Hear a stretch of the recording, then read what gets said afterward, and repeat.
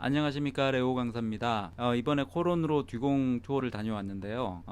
앞으로 듀공 투어를 계획하고 계신 다이버 분들께 조금이나마 도움이 되고자 이 영상을 제작하게 되었습니다. 자, 그럼 듀공 이렇게 하면 100% 본다 시작하도록 하겠습니다. 듀공을 보는 날은 샵에서 6시에 출발을 해가지고 섬의 반대편 쪽 북쪽 항구로 가서 방카를 타고 1시간 정도 이동한 다음에 듀공이 살고 있는 포인트로 이동을 하게 됩니다. 지금 지도에 보시듯이 저렇게 섬을 가로질러 가지고 항구로 가게 됩니다. 저렇게 항구로 이동을 해서 기다리고 있는 방카에 탑승을 하게 되면 방카를 타고 듀공이 서식하고 있는 섬으로 1시간 정도 이동을 한 다음에 거기 그 가이드를 만나서 명단을 작성하고 주의사항을 듣고 투어를 시작하게 되는데요. 저렇게 이제 포인트에 도착하게 되면 가이드가 이제 배마다 한 명씩 탑승을 하게 돼가지고 차례가 오면 저 가이드를 따라서 이제 듀공을 찾으러 다니는 거거든요. 40명을 받는다고 하는데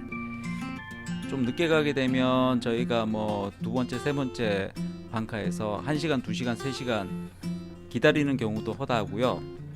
그리고 듀공을 일찍 봤다면 빨리빨리 진행이 되는데 앞 팀이 듀공을 못 봤다 그러면 저희는 하염없이 계속 기다려야 되는 상황이 생깁니다. 여러분들이 운이 좋다면 가자마자 듀공이 신경 안 쓰고 보여준다면 금방금방 끝나겠지만 저희 기준으로 말씀드리면 저희가 갔던 날은 저희가 방카가 세 번째 방카였어요. 세 번째 방카였는데 앞팀들은 정말 수면에서 장비를 착용하고 핀킥을 이용해서 거의 700m에서 1km 정도의 수영을 해가면서 가이드를 따라다니더라고요. 이게 얼마나 힘든지는 여러분들도 잘 아실 겁니다. 그 사장님이 얘기하시는데 듀공이 약아져가지고 워낙 이제 다이버들이 귀찮게 하고 옆에서 따라다니고 하니까 너무 똑똑해졌는지 다이버들이 지치면 안 따라온다 해서 해안에 있다가 먼 바다 쪽으로 나갔다가 다시 해안으로 돌아오는 그런 행동을 많이 하더라고요.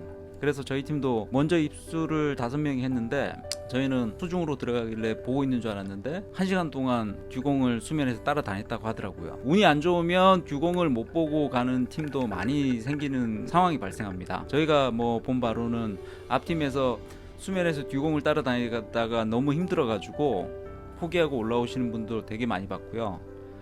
듀공이 생각보다 빠르기 때문에 수면에서 듀공을 따라간다는 거는 웬만큼 핀킥을 잘 하지 않는 이상 잘 못 따라가시더라고요. 저희는 세 번째로 입수를 하게 됐는데 앞팀이 어떻게 듀공을 따라하는지 쭉 보고 있었어요. 너무 힘들었는지 중간에 포기하고 올라오시는 분도 되게 많이 보이고 이 가이드 분들이 너무 빠릅니다. 플라스틱으로 제작을 해서 만든 핀을 차고 들어가시는데 너무너무 빨라요. 수영 선수보다 더 빠른 것 같고 저희가 공기통을 메고 장비를 메고 핀킥을 해서 가이드가 빨리 오라고 하는데 저희는 도저히 따라갈 수가 없어요. 다녀오신 분들 아시겠지만 너무너무 힘듭니다. 가이드를 만나서 수중으로 들어가게 되면 듀공을 보게 되는데요. 수중에 들어가게 되면 듀공 보안관이라고 저희가 듀공을 터치하거나 후레쉬를 터뜨리거나 잘못된 행동을 하게 되면 제지를 하시는 분이 한 분 계세요. 후일담을 말씀드리면 여기 듀공이 듣기로는 20마리 정도가 살고 있다고 하는데 지금 저기 보이는 듀공은 여기 산지 오래된 할머니 듀공이라고 하더라고요.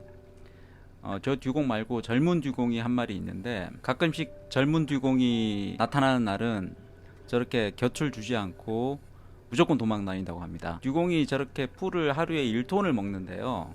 근데 여쭤봤더니 고래상어처럼 풀을 뜯어다가 주면 안 되냐 물어봤더니 저 듀공은 오로지 저기에서 나는 풀만 뜯어서 먹기 때문에 그게 불가능하고 하루에 1톤 정도 되는 풀을 어떻게 할 수가 없다고 하더라고요. 그래서 오로지 자연 속에 사는 듀공만 볼 수 있는데 20마리 정도의 듀공이 살고 있는데 보통 다른 듀공들은 헬기로 많이 포착을 해서 보긴 했다고 하는데 보통 가면 저 듀공만 볼 수 있다고 합니다. 젊은 듀공도 있는데 젊은 듀공은 젊어서 그런지 저렇게 곁을 주지 않고 다이버들이 나타나면 멀리 도망가 버려가지고 거의 볼 수 없다고 하고요. 저희 오기 전에 한 팀도 그 젊은 듀공이 보여가지고 따라갔더니 저렇게 내려가지를 않고 수면에서만 빙글빙글 돌다가 그냥 도망가 버렸다고 하더라고요. 자, 여기서 여러분들이 듀공 투어를 갔을 때 듀공을 좀 더 잘 볼 수 있고 좀 편하게 볼 수 있는 방법이 뭐가 있냐, 제가 생각하기로는 샵에 얘기하셔가지고 좀 일찍 출발하시고 그리고 일찍 도착하셔가지고 기다리는 방카 없이 저희가 제일 1순위로 먼저 입수하는 게 제일 좋은 방법인 것 같고요. 혹시라도 앞에 팀 다이버들이 듀공을 위협하거나 터치를 하거나 이렇게 되면 듀공이 멀리 도망가 버린대요. 그러면은 스페셜 트립으로 듀공 투어를 갔는데 방카에 기다리다가 듀공도 못 보고 오는 불상사가 발생할 수 있기 때문에 여러분들이 듀공 투어를 갔을 때는 좀 더 일찍 준비하셔가지고 다른 팀보다 먼저 움직이시는 게 제일 좋은 방법이지 않을까 생각합니다.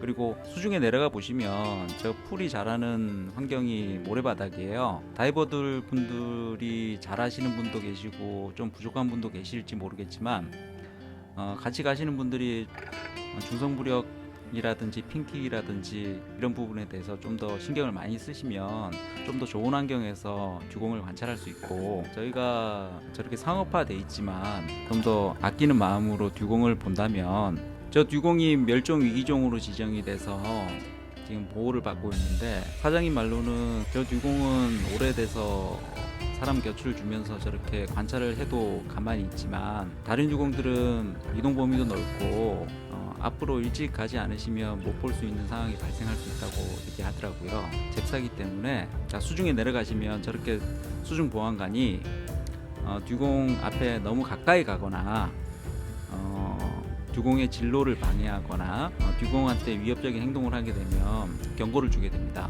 그리고 자기가 실수로 플래시를 터뜨렸다든지 듀공을 터치했다든지 그러면 벌금이 어마무시하게 많이 나오게 됩니다. 여러분들도 미리 확인하시고, 보통 가이드를 태우게 되면 가이드가 주의사항에 대해서 다 설명을 해주는데 그걸 숙지하시고, 저희가 자연에 있는 생물을 접하는 거기 때문에 좀 더 사랑하는 마음으로, 아껴주는 마음으로 행동해야 되지 않을까 생각합니다.